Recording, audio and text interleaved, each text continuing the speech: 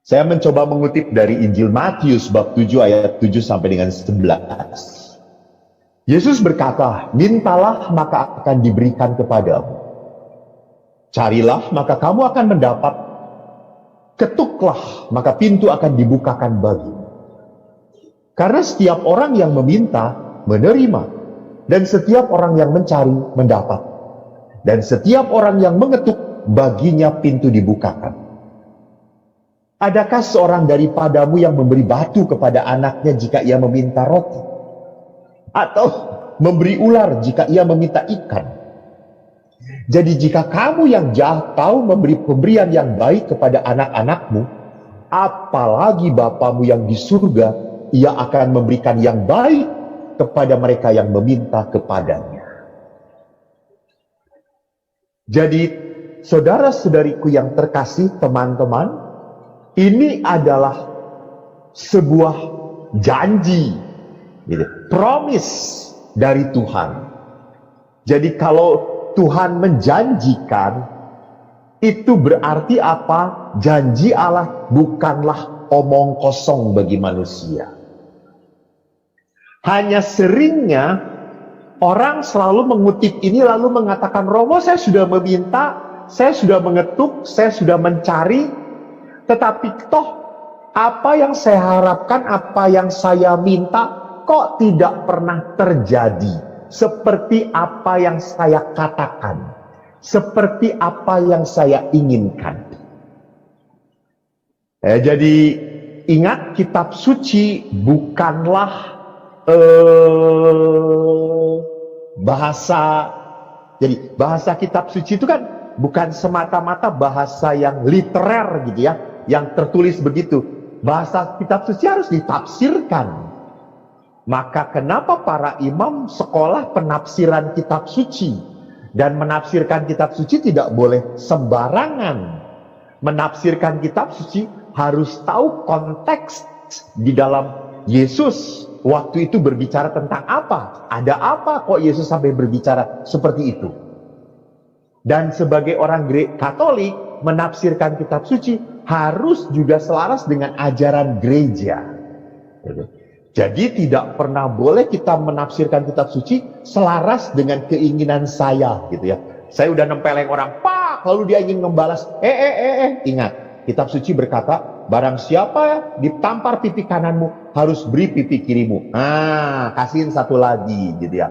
Kalau Anda memberi, Anda adalah tolol gitu, orang tolol, saya katakan gitu, tolol gitu. Dan Anda mau diperbudak oleh apa? Oleh orang yang memakai kitab suci hanya demi kepentingannya sendiri. Nah, di sini saya ingin mengajak teman-teman untuk mengolah kitab suci dengan ajaran gereja. Katekismus Gereja Katolik artikel 2559 mengatakan tentang doa. Doa adalah pengangkatan jiwa kepada Tuhan atau suatu permohonan kepada Tuhan demi hal-hal yang baik. Jadi menarik di sini, selalu doa itu adalah mengangkat jiwa, mengangkat sebuah permohonan demi hal-hal yang baik. Ya. Jadi kalau ada orang yang berkata, Romo boleh nggak ya supaya saya berdoa karena saya ini bisnis saya kerjanya di variasi mobil gitu ya. Lalu tetangga juga punya variasi mobil sesama Katolik. Lalu kita novenakan supaya dia jangan laku gitu. Nah ini lihat, ini bukan demi hal-hal yang baik. That's not prayer, that is curse. Itu kutukan, that's not prayer. Jadi katekismus itu mengajarkan doa itu adalah sesuatu untuk permohonan hal-hal yang baik. Dan kalau kita mengangkat jiwa, mengangkat hati demi hal-hal yang baik, oleh karena itu kita pun harus merefleksikan dari mana kita berbicara, dari mana doa-doa itu berasal. Apakah dari sebuah kesombongan atau dari sebuah keterpurukan? Dari sebuah kehancuran. Ingat, doa yang berasal dari kesombongan adalah doa seorang Farisi. Tuhan, saya berpuasa setiap minggu, saya memberikan sedekah, saya berbuat baik, saya tidak seperti pemungut cukai itu. Itu doa dari dari hati yang mengangkat, memamerkan kebaikannya kepada Tuhan. Jadi di sini dasarnya, awalan doanya sudah nggak benar gitu. Jadi awalan doanya bukan dimulai dengan sikap batin yang benar. Karena apa? Mau memperlihatkan prestasi di hadapan Tuhan. What? Siapa lo? Gitu ya. Mau memperlihatkan prestasi. Prestasi kita tidak akan pernah menambah kemuliaan Tuhan. Bahkan prestasi kita tidak akan pernah membuat Tuhan memperhitungkan apakah orang ini layak atau tidak. Ingat itu. Jadi manusia harus mengawali doa dari sebuah sikap hati yang berada di dalam jurang. Di dalam apa? Hati yang rendah dan penuh penyesalan. Gitu ya. Sehingga ada lagunya bagus toh. Siapakah aku ini Tuhan, jadi biji matamu, dengan apa kan ku balas Tuhan selain puji dan sembah Kau. Lihat, ini pujian dan penyembahan yang muncul dari sebuah apa? Dari sebuah kesadaran, siapa saya ini di hadapan-Mu Tuhan. Kalau Engkau berkata malam hari ini, berhenti lu, selesai sudah. Semua yang kita cari, semua yang kita kumpulkan, tinggalkan semuanya itu. That is God. He can do it to us. Yes. Why? Because He is the Creator. Nah sekarang kalau kita melihat, kalau begitu rupanya kerendahan hati adalah dasar dari doa. Maka surat Rasul Paulus kepada jemaat di Roma bab 8 ayat 26 mengatakan, kita tidak tahu bagaimana seharusnya berdoa. Maka karena kita tidak tahu, supaya kita mendapatkan anugerah doa, kita harus bersikap rendah hati. Jadi ini yang seringkali menyedihkan. Ada banyak orang Katolik kalau disuruh doa, ayo. Misalnya ada seorang anak kecil ya gitu namanya, Lai gitu. Hai Lai, ayo berdoa. Saya nggak bisa berdoa, udah dia aja gitu. Dan kenapa orang ini berkata nggak bisa berdoa? Karena orang ini punya pikiran bahwa doa saya itu harus mengagumkan orang lain. Kata-katanya harus keren-keren gitu ya. Kata-katanya harus hebat, kata-katanya harus berhikmat. I know. Manusia itu bukan manusia yang penuh hikmat kalau bukan roh Allah hadir dalam diri kita. Jadi yang penting kalau kita sudah dipimpin, kamu doa, ya sudah dengan kerendahan hati. Biarlah kalau Allah mau memakai saya sehingga kata-kata mengalir menjadi sebuah pujian, penyembahan, dan menjadi sebuah rasa kerendahan hati yang diungkapkan dalam iman, ya roh memakai kamu. Tapi kalau tidak, ya sudah, kamu doanya datar-datar saja. It's okay lah gitu ya. Yang penting kan ada sesuatu iman yang saya tunjukkan gitu. Karena seringkali ada orang-orang yang bilang, wah Romo doanya keren banget, berhikmat banget. Gitu saya berpikir, kok doanya biasa-biasa aja kata saya gitu. Kenapa orang itu merasa seperti itu gitu. Jadi ingat, doa itu bukan mencari pujian. Doa itu mengangkat pujian dari sebuah hati yang penuh dengan kerendahan. Apalagi tadi, jadi kita tidak bisa berbicara apa-apa, maka sikap batin yang benar adalah di depan Allah manusia itu adalah seorang pengemis. Dia tidak ada apa-apanya. Pengemis itu kan hanya menantikan kemurahan hati orang lain. Pengemis itu kan hidupnya tergantung dari orang lain. Tidak bisa dia menentukan orang lain gitu ya. Dia minta-minta dikasih 2.000, ya thank you, dia nggak bisa. Kok 2.000 sih gitu ya. Saya ingat kalau teman-teman jalan-jalan ke Bandung gitu ya, di sana kan keluar tol itu kan pasti ke Pasteur tuh. Ada perempatan Pasteur gitu ya. Saya ingat di sana kadang-kadang maaf ada beberapa yang pakai baju-baju perempuan pada laki-laki gitu ya. Lalu dia keceret-keceret, kasih dong duitnya, dikasih 2.000. Ih, ganteng-ganteng kok pelit gitu ya. Itu ampun Tuhan gitu. Itu bukan pengemis gitu ya. Itu namanya pemberontak gitu.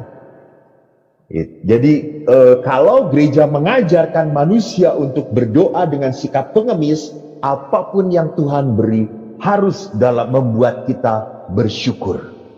Harus membuat kita berkata, Tuhan, siapakah aku ini? Sampai Engkau memberkati hidupku. Maka dengan demikian doa merupakan ungkapan jiwa kita yang mengakui kebesaran Tuhan. Dan di saat yang sama kita pun mengakui keterbatasan kita. Jadi kita berdoa karena saya tahu saya tidak bisa apa-apa tanpa Tuhan. Maksudnya adalah keberhasilan setiap hal yang saya bisa lakukan dan mendapatkan kemuliaan, katakanlah nilai tambah dalam hidup saya, yaitu tadi keberhasilan, itu semua tidak semata-mata karena saya yang berusaha. Ada campur tangan Tuhan di dalam setiap usaha saya. Itu berarti apa? Mengakui keterbatasan. Saya pernah diundang oleh sebuah keluarga makan-makan. Anda tahu toh steak yang paling mahal zaman dulu Tony Romas. Satu sticknya itu 750.000. Saya diajak makan dengan keluarga itu, lalu mereka sibuk masing-masing dengan handphonenya. Lalu setelah pas sudah sampai, ayo pastor makan aja duluan, silakan. Kita nunggu kok yang lain. Gak apa-apa, silakan pastor. Gitu. Lalu anaknya tuh ngomong kepada saya, anaknya masih kecil lucu. Romo makan aja gak apa-apa, nanti keburu dingin Romo, gak enak. Tony Romas itu udah mahal, harus dimakan anget-anget. Terus saya ngomong, ini anak kecil cerewet, gua tabok juga, kata saya tuh. Tapi kan ini anak yang mengundang gitu ya, nanti kalau gua tabok, gua yang harus bayar gitu ya, sticknya. Lalu saya sebelum makan, saya buat tanda salib dan berdoa. Anak itu kaget. Lalu dia tanya, Romo, emangnya kalau didoakan, sticknya lebih enak? Emangnya kalau habis berdoa, Romo, sticknya jadi tambah empuk? Biasa aja, sama aja Romo, nggak didoakan juga sama aja. Terus saya berkata, nak, di biara juga ada loh yang mau makan tidak berdoa dahulu. Lalu anak itu semangat. Siapa Romo? Romo siapa? Bukan Romo. Lalu siapa? Ayam, kata saya itu. Jadi apa yang saya mau katakan, itulah bedanya ayam dengan manusia gitu. Ayam makan tidak perlu dia bersyukur gitu ya. Tidak perlu dia merasakan, Tuhan terima kasih bahwa saya mendapatkan dengan keterbatasan ini, tanpa pertolonganmu saya dapat rezeki. Dah, ayam dikasih roti, makan langsung peletak-peletok gitu. Itu bedanya manusia. Jadi pada saat manusia mendapat berkat, ia selalu bersujud, ia selalu mengatakan, God, that is because of you. Itu kerendahan hati, teman-teman. Jadi kalau kita mencoba untuk meneladan bagaimana doa dari pribadi Yesus, di dalam Injil Lukas bab 6 ayat 12 dikatakan, Yesus pergi ke bukit untuk berdoa, dan semalam-malaman ia berdoa kepada Allah. Jadi rupanya berdoa itu adalah saat bagi kita untuk menarik diri dari kesibukan, menarik diri dari rutinitas, menarik diri dari komunitas bahkan. Maka di situ pentingnya bahwa doa pribadi tidak pernah boleh dihilangkan dalam hidup manusia. Jadi walaupun Anda komunitas YP gitu ya, Yohanes Paulus lalu senang kumpul, lalu doa bareng, oke, saya tidak mengatakan salah. But private prayer is the most important thing in your life. Anda berkata, kenapa pastor? Halo, kalau pernikahan bisa massal. Bisa, pernikahan massal bisa. Tapi pacaran massal bisa nggak? Nggak bisa. Nggak ada pacaran massal itu. Mojok itu pasti berdua-dua. Nggak akan mojok berempat. Kalau berempat namanya main kartu, bukan pacaran. Gitu ya. Jadi kalau pacaran itu berdua. Jadi bagaimana kita berpacaran dengan Tuhan, intimitas dengan Tuhan, ya lewat doa pribadi. Doa pribadi. Jadi Yesus menarik dirinya dari rutinitas, dari aktivitas, bahkan dari komunitas. Dia melakukan intimasi dengan Tuhan. Di samping itu, kalau kita melihat doa Yesus, ingat bahwa Yesus itu berdoa pada saat krusial dalam misinya. Saat krusial itu saat-saat berat, saat-saat sulit. Misalnya apa? Saat Yesus dibaptis. Mengapa itu menjadi sebuah krusial? Karena dia kan anak Allah gitu ya. Kenapa kok anak Allah mau dibaptis oleh Yohanes Pembaptis? Jadi kalau anak Allah mau dibaptis oleh Yohanes Pembaptis, berarti yang lebih besar Yohanes Pembaptis dong. Gitu. Ini kan bisa menjadi sebuah kontroversial bagi kehadiran Yesus, membuat para pengikut Yohanes Pembaptis, lu aja dibaptis sama guru gue gitu ya. Gitu. Krusial. Tetapi juga di samping itu, Yesus pun melakukan doa sebelum apa? Sebelum memberikan kesaksian tentang Bapanya. Sebelum bercerita tentang hidupnya, bahwa dia harus menghadapi kesengsaraan. Yesus berdoa. Bahkan sebelum ia menyerahkan nyawanya pun, Yesus berdoa. Jadi kita sudah bisa melihat ada 2 poin yang bisa kita tiru, teladani dari hidup Yesus. Bahwa saat-saat krusial, saat-saat di mana Yesus harus menentukan pilihan pun, ingat pada saat Yesus sebelum memilih para murid, Yesus pun berdoa. Pada saat Yesus sebelum merubah 5 roti menjadi begitu banyak, menggandakan roti, Yesus berdoa. Yesus mengucap syukur. Jadi saya mau perlihatkan bahwa ada saat-saat dalam kehidupan di mana Yesus selalu berkoneksi dengan Tuhan. Maka ada istilah di dalam gereja, ora et labora, gitu ya. Jadi ora dan labora tidak pernah dipisahkan, gitu ya. Ora in labora, gitu ya. Doa di dalam kerja, dan kerja itu adalah apa? Adalah sebuah tindakan ungkapan doa kita kepada Tuhan. Nah, dasar doa Yesus itu apa? Jadi dasar doa Yesus adalah kepercayaan kepada Bapanya. Maka di Injil Matius bab 7 ayat 11 dikatakan, jika kamu yang jahat tahu memberi pemberian yang baik kepada anak-anakmu, apalagi Bapamu yang di surga, ia akan memberikan yang baik kepada mereka yang meminta kepadanya. Jadi dasar doa dari Yesus bukan semata-mata kerendahan hati, tetapi ada sebuah iman, ada sebuah kepercayaan bahwa saya meminta kepada Sang Penguasa yang tahu memberikan yang terbaik. Saya masih ingat ada lagunya. Apa yang kau alami kini mungkin tak dapat engkau mengerti. Satu hal tanamkan di hati, indah semua yang Tuhan beri.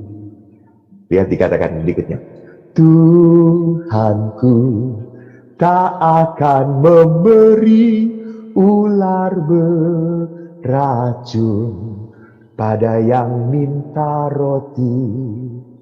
Cobaan yang engkau alami tak melebihi kekuatanmu.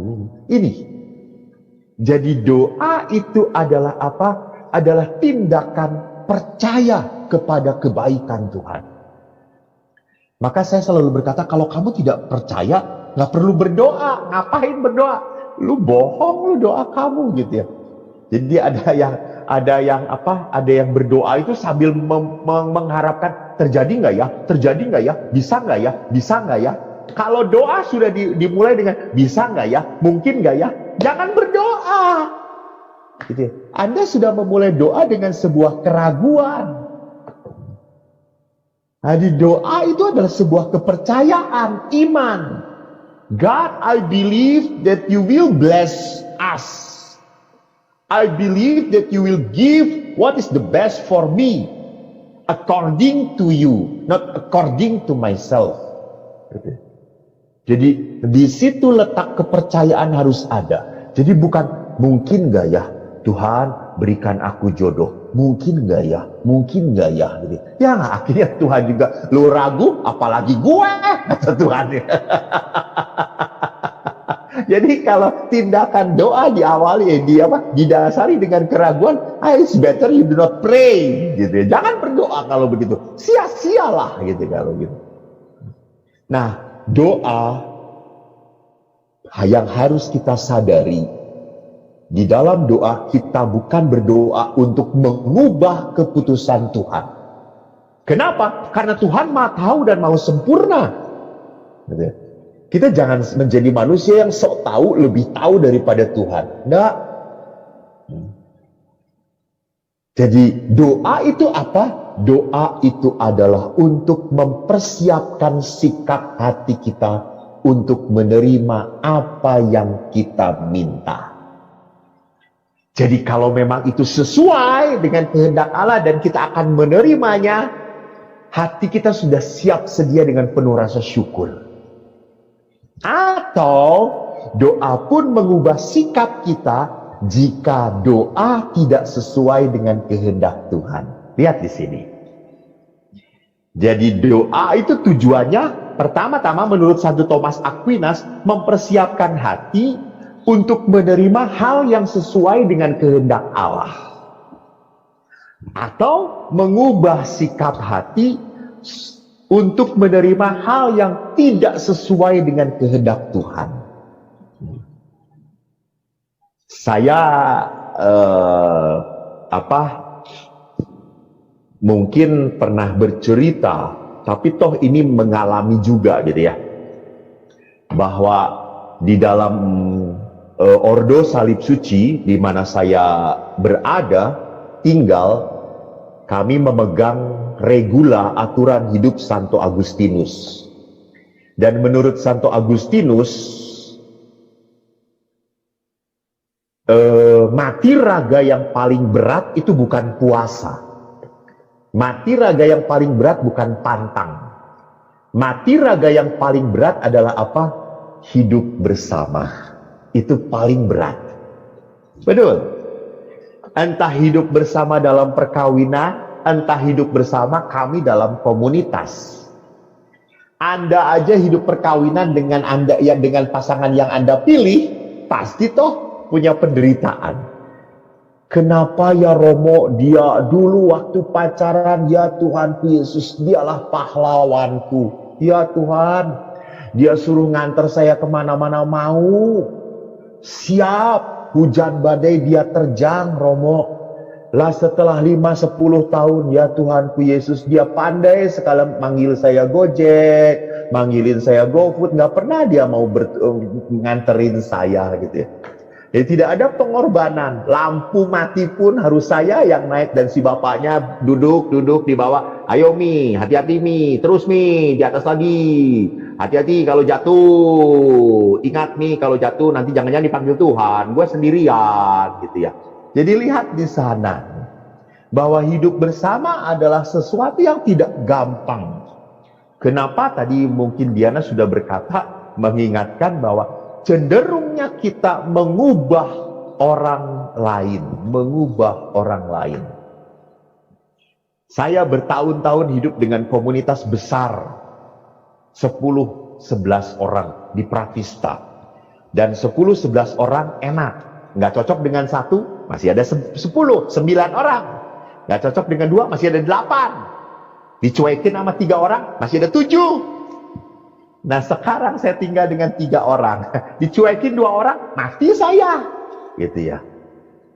Jadi apa yang terjadi? Justru pada saat saya tinggal dengan 3 orang, betul-betul saya harus belajar untuk apa?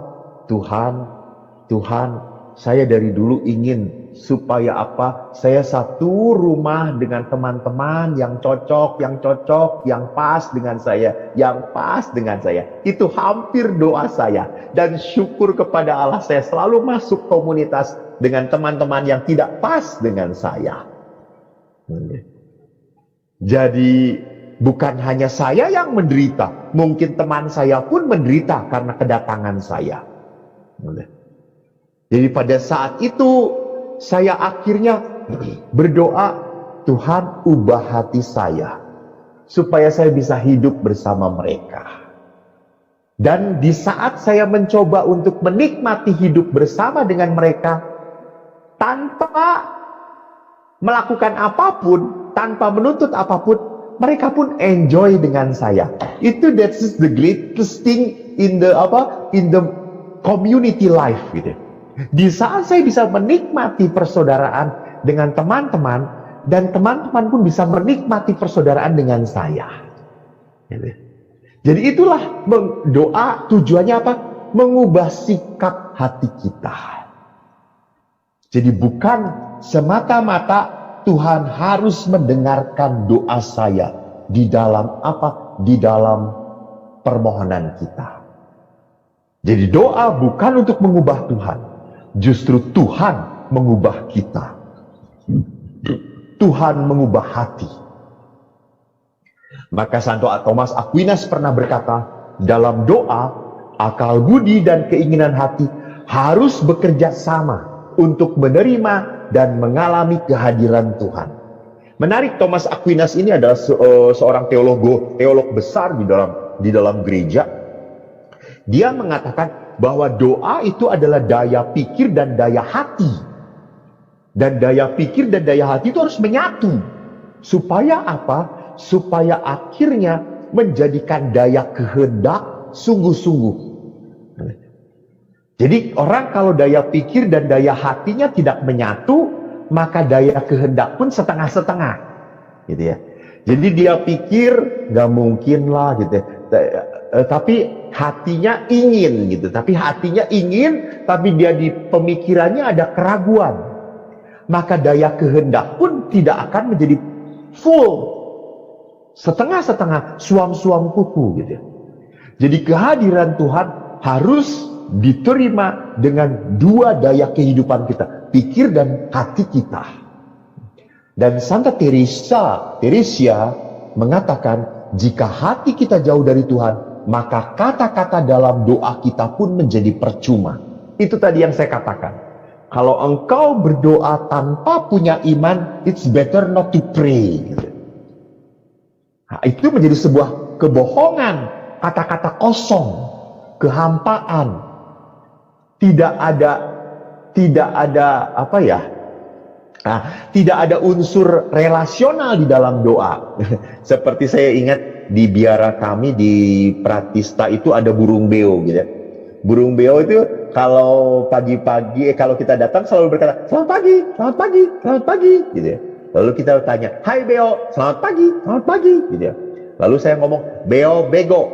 Dia ngomong, selamat pagi, gitu ya. Dia tidak mengerti kata-kata itu, gitu ya. Jadi kata-kata itu tidak ada maknanya bagi dia.